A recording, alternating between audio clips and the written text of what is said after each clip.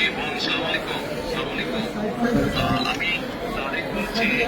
জি আমি বললাম একটু পয়সা পাঁচটা আসিয়ার নেওয়ার জন্য। জি আসিয়ার শরীর কেমন আছে এখন? ভালো না, রক্ত ব্লাড দিচ্ছে, হ্যাঁ। ব্লাড দিচ্ছে। আচ্ছা আচ্ছা আচ্ছা আচ্ছা। তো আমি আমাদের ওখানে যারা নেতা কর্মী আছে, বিশেষ করে নয়ন আছে, ওখানে ওকে আমি বলেছি। আমাদের মাগুরায় যারা নেতৃত্ব আছে তাদেরকে আমি বলেছি যে তারা আপনার পাশে থাকবে, তারা আসিয়ার পাশে থাকবে, যাতে করে আসিয়ার ন্যায় বিচার পায়। জি আসিয়ার সাথে যারা অন্যায় করেছে তারা যাতে শাস্তি পায়। জি এর জন্য আমাদের অবস্থান থেকে আমরা চেষ্টা করব, যতটুকু সম্ভব আমরা চেষ্টা করব যাতে দেশের আইন অনুযায়ী আপনারা যাতে সঠিক বিচার জি পান। জি এবং একই সাথে আমি নয়নকে বলেছি যে আসিয়ার জন্য চিকিৎসার জন্য যেসব ব্যবস্থা নেওয়া সম্ভব সেই সব ব্যবস্থাগুলো আমরা চেষ্টা করবো আমাদের দলের অবস্থান থেকে। না, ওই নয়ন ভাই খুব করেছে আমার জন্য। আমার যে ফুলাফান আছে ওরা সারা রাত যাবে, আমার জন্য যা লাগে সব দিচ্ছে।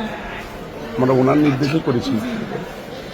আপনার কাছে একটু আবদার যে আমার ছোট বলি, আপনি যদি দেখতেন ওই দুধগুলো খাইয়ে বিক্রি করছে, তাহলে আপনারই কেন আসতেন যে ওরা কি জঘন্য খারাপ ব্যবহার করেছে আমার মনে শুনে।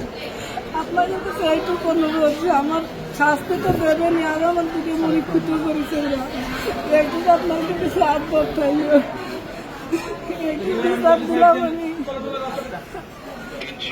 ইনশাআল্লাহ আমরা আমাদের অবস্থান থেকে আমরা চেষ্টা করবো যাতে আসিয়া ন্যায় বিচার সেই প্রতিষ্ঠা থাকবে।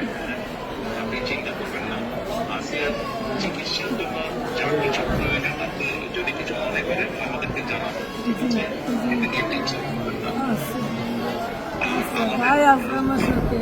জি, আমাদের লোকজন সবাই নেতারা আপনার পাশে, আসিয়ার পাশে তারা থাকবে। জি আছে ভাই, নয়ন ভাই, আপনি নয়ন ভাই আছে, আপনি আছেন, আপনি তো সব দেখতেন, তারপরে আমার দেখতে কি যায়। আর আমরা দোয়া করি ইনশাআল্লাহ আসিয়া যাতে দ্রুত সুস্থ হয়। আমি তো এই দোয়াই করি যাতে আমার বুড়িটা বুড়ি ফেরত আসে।